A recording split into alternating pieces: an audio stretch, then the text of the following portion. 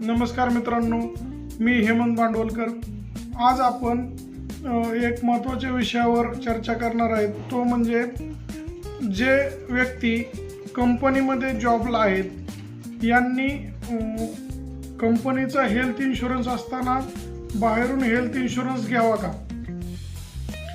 आपण कंपनीच्या हेल्थ इन्शुरन्सबद्दल पूर्ण माहिती घेतली पाहिजे। कंपनीच्या इन्शुरन्समध्ये किती सम ॲश्योर्ड कवर आहे, कुठले कुठले हॉस्पिटल कॅशलेस मध्ये कवर आहेत आणि कंपनीने जे सम ॲश्योर्ड इन्शुरन्स दिला आहे तो पुरेसा आहे का। आणि जर आपला जॉब स्विच झाला किंवा जॉब गेला तर आपल्याकडं काय त्यासाठी पर्याय आहे, या गोष्टी आपण बघणं खूप गरजेचं आहे। आम्ही पूर्वी एका मित्राचा असाच ॲक्सिडेंट झाला।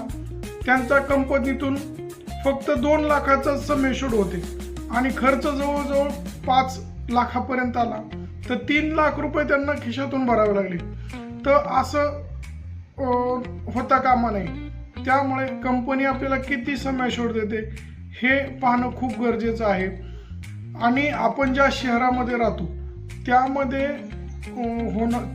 होणारा खर्च म्हणजे हॉस्पिटलायझेशन एक्सपेन्सेस तेवढा आपला सम ॲश्योर्ड आहे का हे पाहणं खूप गरजेचं आहे। त्यामुळे तुम्ही ह्या गोष्टी चेक केल्या नसेल तर आजच चेक करा तुमचा सम ॲश्योर्ड किती आहे, आपल्याला कुठले कुठले कॅशलेस फॅसिलिटी मिळणार आहे। आणि जर तुमचा इन्शुरन्स पुरेसा नसेल तर तुम्ही आजच इन्शुरन्स करून घ्या।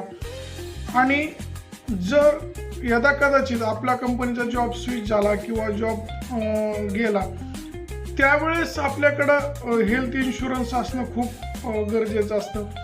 आमच्या मित्रांच्या बाबतीत बऱ्याच वेळा असं घडलेलं आहे। आम्ही बऱ्याच मित्रांचा हेल्थ इन्शुरन्स केलेला आहे। तुम्हाला अधिक माहिती पाहिजे असेल तर दिलेल्या नंबरवर संपर्क करा। धन्यवाद।